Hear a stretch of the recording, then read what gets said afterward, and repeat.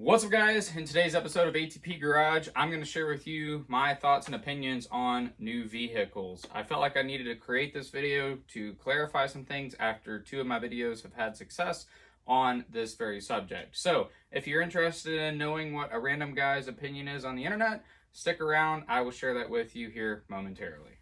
Okay, guys, and to not string you along to the end of the video, my thought is new cars are great, but I put a giant disclaimer all over that statement because here's the reality. New cars don't often solve the problems that we're using or the excuses we're making to purchase them. We often think, oh, if I buy a new car, I won't have to deal with maintenance. Or, oh, if I buy a new car, it will be worry-free. And while that's the hope, that's not always a guarantee. In addition to that, the new cars, while you think it offers additional safety, which is true, most modern cars within the last 10, 15 years have become way safer than cars 20 plus years ago. So you can find reliable, safe transportation that's still in the affordable range. And last but not least, the other big reason I have a problem with new cars is because the majority of people go into enormous amounts of debt to acquire the new cars. And it just pains me. I really hate that people use different reasons to buy vehicles to justify going into debt. And look, I get it. Everybody wants a nice car. Everybody wants to look cool. They want to impress their friends and family or people they don't even care about, which is a whole different point. But I just don't want people to fall into the trap of I have to buy a new car because it's the only way I'm going to get a reliable, safe vehicle. That's just not the case. So, with that being said, that's my overall thoughts. If you want to stick around in this video, I'm going to give you some tips on how you can get a new car, how to avoid some of the traps that people fall into when they do buy a new car, and I'm also going to share with you the alternatives to buying a new car that can help you either potentially buy a new car in the future or just keep you out of debt in general. So if you're interested in that stuff, hang around in this video. I'll share those items with you now. Okay, so if you made it this far in the video, I promised that I would give you some key pointers. So I wrote them down to just keep me on track. So tips when it comes to buying new cars. We have an enormous amount of research or enormous amount of resources at our fingertips now. If you're watching this video on the internet, you have access to that. So use your resources, really research the vehicle you're trying to purchase. Make sure that they're safe, known for reliability, check the manufacturer, what's their rating, do they have good standings, do they honor warranties, do they take care of things when they break. That is an incredibly important thing to look at on a vehicle because if they don't do those things or if they're not known for reliability, I would encourage you to not buy them.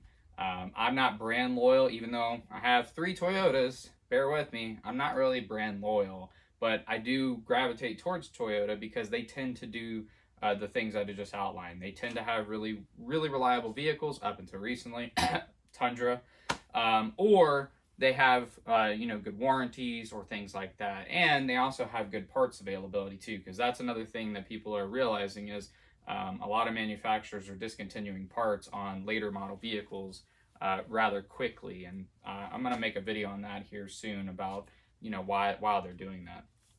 So my advice is do your research, understand the vehicle you're buying, understand the manufacturer you're buying from, and what the reliability rating is for that car so that you're getting the best value. That's key number one. Before you even look at the car and fall in love with it, I would make sure that it checks those boxes before you go any further on a vehicle. Just my opinion. Traps that people fall into. They buy different bells and whistles that overcomplicate the car, or they equip the car with things that they don't necessarily need, and it costs them more money, driving the cost of the car up. But it also makes it even more complicated to work on, such as getting a larger engine, even though you may not necessarily use it. And bear with me. I'm a big fan of the V8. I love horsepower, but if you're not going to use it every day, it probably doesn't make sense to purchase a more complicated engine. So avoid some of those traps. If you are going to purchase a new vehicle, try to stay within your budget, stay within reason, stay within what your use case is if you're going to buy a car. So the things I'm most passionate about are staying out of debt and giving people alternatives to buying a new car, which subsequently could put them into debt. So as I've mentioned on my channel many, many times, I'm all about DIYing, learning, teaching yourself how to do things, how to maintain your vehicles, how to fix stuff around the house, how to repair things when they break instead of just throwing them away and replacing them. So in my honest opinion, there's many alternatives to new cars, one of which is buying a slightly used car. Prior to the pandemic and the whole car world being flipped on its head, the best way to buy a car is to get one that's just outside of warranty. So a car that's maybe between 3 and 5 years old. There's people that do like off lease and things like that, but that was generally a good rule of thumb. The best way to get a car where it took a really big depreciation hit, so you don't get hit with that, but you still get a new car that's still, sometimes they're still within the warranty, sometimes they're not. But you get a car that's well under 100,000 miles that should be reliable, should serve you for a really long time. But since it took that depreciation hit, it's a lot cheaper. It's a lot more affordable to get a car there. But with the car market the way it is right now, with interest rates the way it is now, I still think one of the best values is just simply buying a used car in general, regardless of if it's 3 or 5 or even older at this point. If you find a car from a manufacturer that has well-known reliability, such as a Toyota, or some Fords and some Mazdas and Hondas, for instance, they tend to have some models that have some reliability that's been substantiated, I should say. So like if you go on the internet, you can type in most reliable blank, and you'll usually find for the last couple of years what has been the most reliable vehicle. So again, it goes back to my original point: use your research. So buying a new car buying a used car as opposed to a new car, I think that's my key. And then trying to stay out of debt. So if you've made it this far in the video, I'll share this point with you. I can't stress this enough. The best way to own a vehicle is to own it debt free. It is so it just puts your mind at so much peace having your vehicle paid off. I can't stress it enough. It's a burden that you don't want to have on you. And I know it's a burden that plagues a lot of people nowadays because it's a necessary evil. When you think about it, at least here in the U.S., public transportation isn't widely accessible. I mean, I know in New York and maybe even Chicago, you have examples of where you can utilize mass transit, but for most of us Americans, at least, we don't really have adequate access to public transportation. Our infrastructure is more geared towards having a personal vehicle.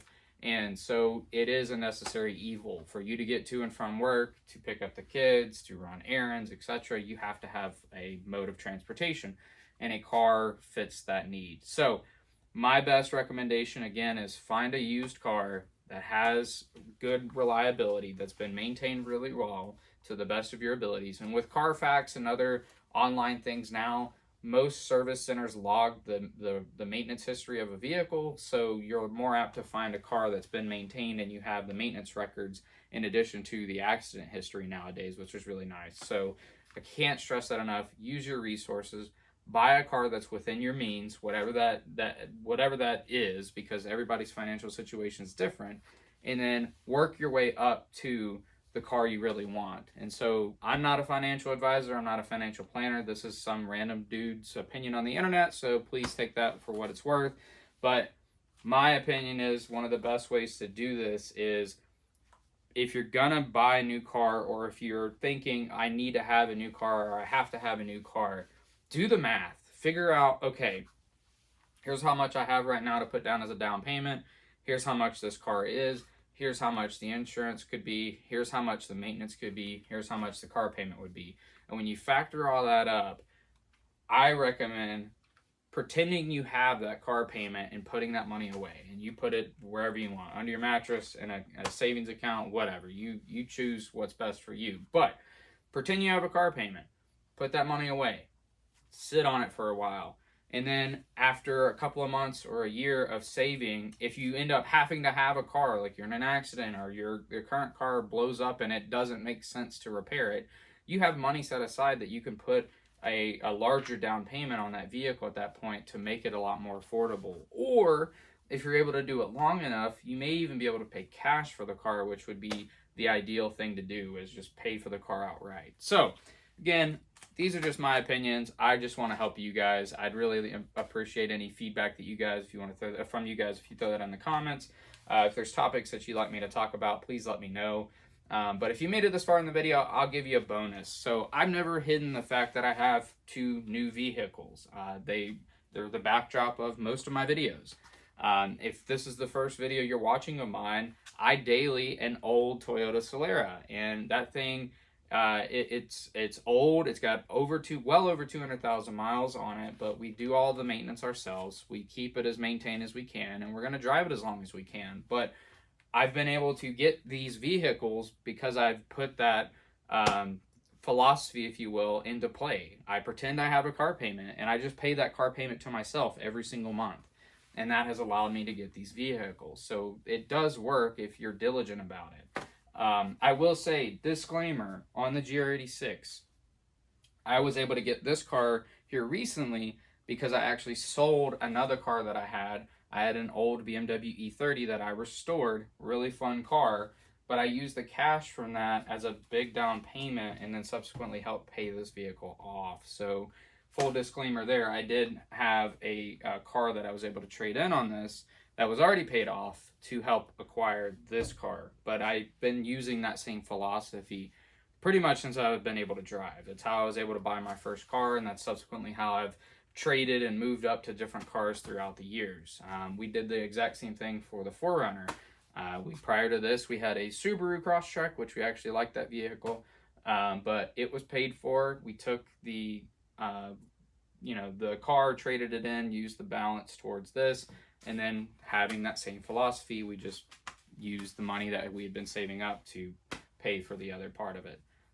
But hopefully you guys got some value out of this video. I really do want to help you. I'm not trying to be Dave Ramsey. I just think that in this day and age, a lot of us are strapped for cash, myself included. Things cost way more than they ever have, and it's a very difficult situation. And so I just want there to be more voices of reason out there on the internet to tell you guys that there are other ways of doing things. There are other ways of getting into vehicles, and you don't have to be ashamed about doing that. I drive that old Toyota Solara with pride.